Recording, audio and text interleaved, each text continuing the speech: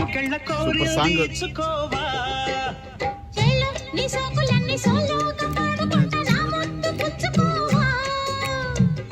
లాటుగా అందాలన్నీ చాటుగా ఇస్తావా,